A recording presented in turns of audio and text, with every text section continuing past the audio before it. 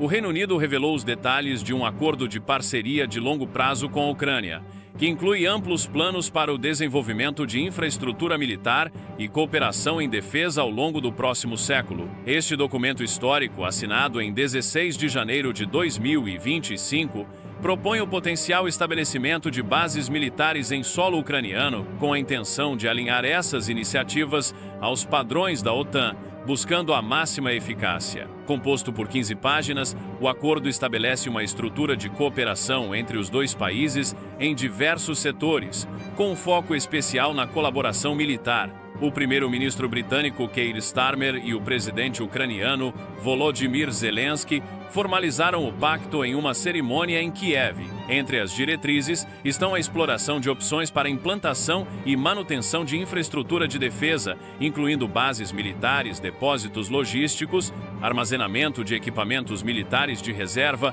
e estoques estratégicos de guerra. Outro ponto-chave do acordo é a ênfase na cooperação marítima, particularmente na região do Mar Negro. O Reino Unido compromete-se a melhorar a interoperabilidade da Ucrânia com a OTAN nesse âmbito, por meio de operações navais conjuntas, visitas a portos e desenvolvimento de bases navais ucranianas. O documento ressalta a importância de aplicar as lições aprendidas pela OTAN com a experiência ucraniana no Mar Negro para moldar futuras capacidades marítimas. Além disso, há planos para aprofundar a colaboração em capacidades de ataque de longo alcance, defesa integrada contra mísseis e o armazenamento de armas complexas, visando fortalecer a dissuasão. O Reino Unido também se comprometeu a fornecer assistência militar anual de no mínimo 3 bilhões de dólares à Ucrânia até pelo menos 2031, ou enquanto for necessário para sustentar o país no conflito. Embora o acordo não detalhe compromissos juridicamente vinculantes além das promessas de intensificar a colaboração militar,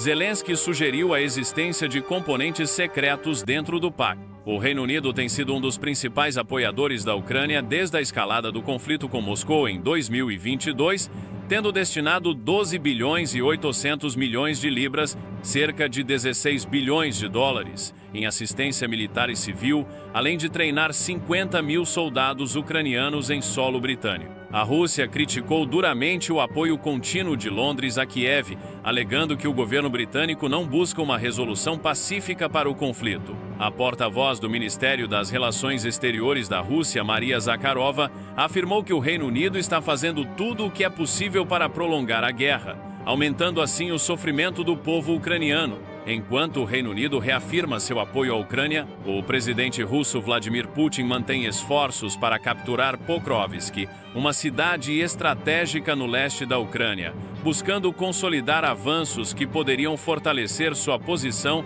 em futuras negociações. A resistência ucraniana, no entanto, permanece firme, frustrando as ambições de Moscou e destacando a importância tanto das alianças internacionais quanto da determinação local na luta contra a agressão russa.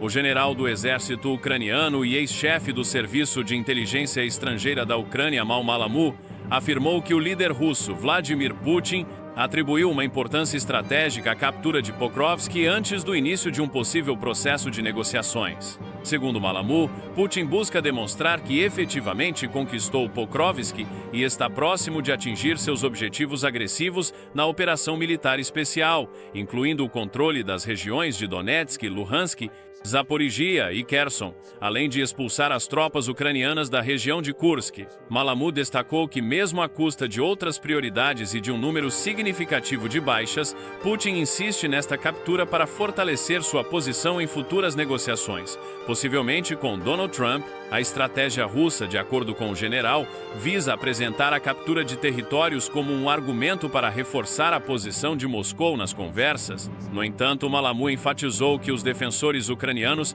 estão impedindo esses planos de se concretizarem. Pokrovsk tem sido um ponto crucial na ofensiva russa na região de Donetsk, devido à sua importância como centro logístico para as forças ucranianas. A área abriga uma das maiores minas de carvão da região, localizada a cerca de 10 quilômetros a oeste da cidade, sendo uma fonte vital para a produção de coque utilizado na siderurgia, a segunda maior exportação da Ucrânia depois da agricultura. Enquanto a Rússia intensifica seus esforços para consolidar sua posição em Pokrovsk, os ativistas do movimento Atesh localizaram a posição de uma divisão de barcos militares russos no Cabo Tarhankut, na Crimeia. Informações detalhadas sobre equipamentos técnicos e coordenadas precisas foram enviadas às forças de defesa da Ucrânia, permitindo que ações estratégicas sejam tomadas. Além disso, um aumento significativo de sistemas de defesa aérea foi registrado perto do campo de aviação militar de Vardes, também na Crimeia, evidenciando os esforços russos para proteger alvos militares importantes.